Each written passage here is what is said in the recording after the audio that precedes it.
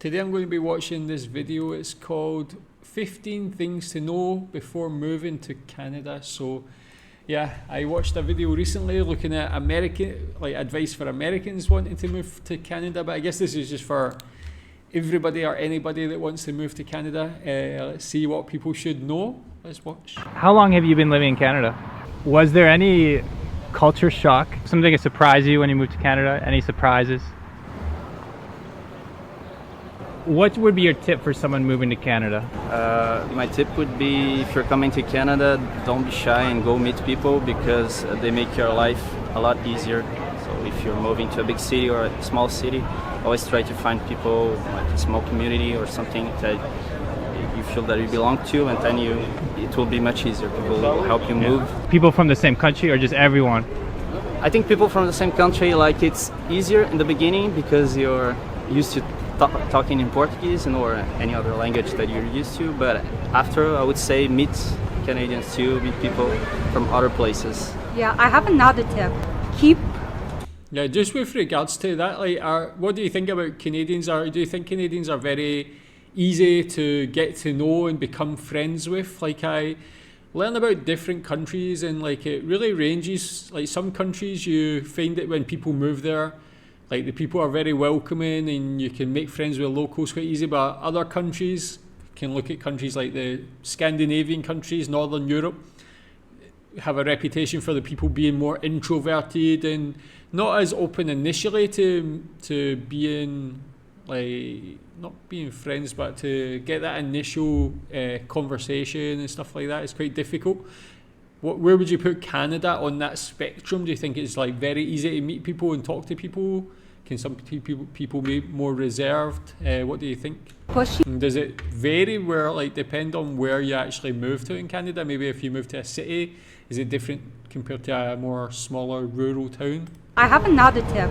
Keep pushing yourself to find the job that you like, because it's really easy just to accommodate, and just because it's really hard, especially as an immigrant, to get to your field. So keep pushing, keep working, keep studying, because you will be able. How long have you been living in Canada? About 6 years now. So, and before that you were in? India. Yeah. Is there something that shocked you or surprised you about Canada? But not too much, but certain things the British manners that still prevail here, the please and thank you. I used to do a door-to-door job for the BC Children's Hospital. Interesting. And I went knocked on a door and I forgot to say thank you after they donated.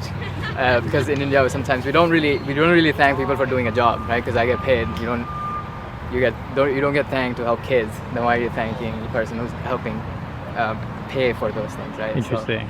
So I just turned away, and then she looked at us like, please and thank you are manners in Canada, and they're very important. And I was okay, fair enough. And then I sort of added that to my repertoire, I guess, of manners. Can you tell? Yeah, I guess that is the thing. Yeah, I've noticed, I live in Asia and people don't really say please and thank you so often. A lot of times it depends on the situation where I am and that sort of thing. But I find a lot of people, it's they don't really have that in the way they communicate with people. At first, I was finding it a bit strange and a bit annoying, because being from Britain, I was brought up with those manners. Always say please and thank you, always. But now I just accept that everybody's different. It's not the way some people are brought up. But yeah, definitely for sure, if you go to a country where it's expected, that it's normal, then you got to do it. I've got young kids, even though I live in a country where it's not as common, I make sure they say please and thank you to every single person we interact with. If we're in a shop, restaurant or whatever, it's so important to teach those things very young. And yeah, again, when you're going to another country, it's good to do that. Tell me, when you first came to Canada, did you have a culture shock? Yes, yeah. Of course. Mainly with the food, it's pretty different. The food, so you have to get used to it. Different good or different bad? I don't know. It's I won't say bad, but it's just different. They like to put sweet, sugar, yeah. Everything. C'est différent à Colombie. C'est différent. j'ai pu ici être plus tranquille Well, parce que no, ils ne me vont voler les cellulaires, les Colombiens, Téléphone portable. les portables. Comment dire robar en français? Voleur, voleur. voleur, exact. Ah, très bien. Voleur, oui, c'est ça. C'est ça. Autre la chose, c'est sécurité. la sécurité. Et autre chose, c'est peut-être la culture de la gens de différents pays. Si. C'est bon, c'est plus intéressant. Ouais. Something that surprised you when you moved to Canada? Any surprises? Or pretty much what you expected? Well, the staple goes Canadian people are nice. Of course, you'll meet some bad people along the way, but in general, Canada's nice. The only advice for winter: warm up layers.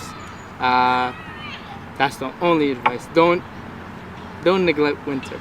Don't be like, hey, I came from a cold country, it's fine. No, Canadian winter is not to be messed with. We came to Canada in 2008, but we went out of the Quebec, like USA, Ontario, and we came back here just because of me. Because I love here. But you know, the thing is, still now I'm not good in French. Like a little bit, je peux parler, je comprends, mais Oui, c'est ça. pas mal, pas beau. But you love Montreal. I love it because of the people. You know, people always are happy in Montreal. Please take your French courses and come to Quebec. That's it. Don't move other. But I know, you know, the job opportunities in Ontario is more than here. Yeah. But if you talk in French, everything is fine. In Toronto, I love the big city, like skyscraper, big building, Yeah. you know. But here, like, it's all about nature. It's a very cool place. I love to chill here. Yeah. And I like to walk around the downtown in Montreal. That's very lively and lovely.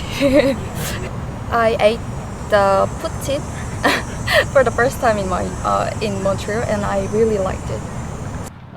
Yeah, a lot of countries, the communication style is more direct, right? Yeah, and I think there's some beauty about having that indirect thing. Is it allows you the freedom to decide to not to reveal that much, because direct communication kind of like results in this like it's a very vulnerable position, and I think when people are as educated and have different kinds of jobs and stuff, they have so many things going on, so I think it's good to sort of like keep certain things with you and not reveal that. So sometimes direct communication can be a hindrance.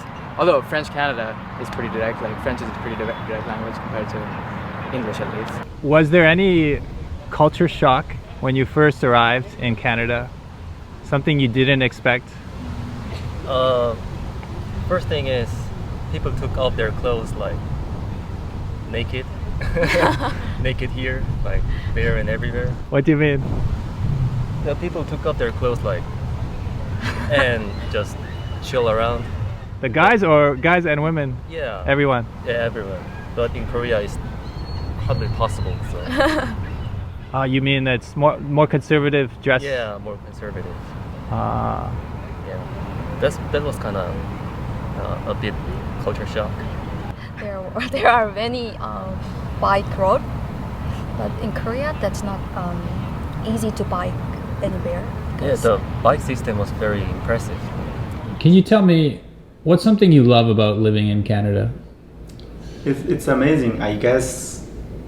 Especially where I came from, grew up like in a like I call collective society, but this in the West is more like individualism. Like that's the part I like most. So collective thinking, like Korea, South Korea, Japan, China, like it's more collective. So it's in your consciousness. People like used to think as a team, a group. So then you're gonna kind of think about a lot of things when you do anything or you want to say anything. You need to think about what, people around me, how do they think, and the benefit to the group, or at least people don't say I'm doing some detrimental stuff to the whole group. So that's like collective thinking. So you can kind of be yourself. Yeah, Canada, Montreal, like United States, I guess it's more like individualist. Individualism, it's like more give you more freedom, but then you don't feel that safe because like you feel safe when you are part of a group, you know, a stable group. Interesting. Yeah. So a little bit risk taking for like individuals. Well, for someone to watch, I want to mention you took a risk. You started this beautiful restaurant that we're sitting in. Yeah. Anti-diet cuisine. Yeah, I guess they always say like within the first 2 years, the small restaurant, they die 50%. Like 1 in 2 gonna die within 2 years. So. And you're still going. What's your secret? I guess working harder. Seriously, working harder. Some people, like when you have difficulties running a business, some people just give up, right? Maybe it's smart to give up. Or keep going, could be stubborn. We will see. Hey, since you made it to the end of the video, you might be interested in one of these. That was a cool video, man. Like, good to see a lot of interesting points, diverse people, diverse points that they're making. Again, very positive, but this one like quite honest as well. So tell me what you think as a Canadian, if you agree with all the things that they mentioned, if there's any other things, if any that you disagree with, you can tell me about them as well. But tell me what you think about these things. And yeah, if there's any other interesting videos, please recommend them. Thanks.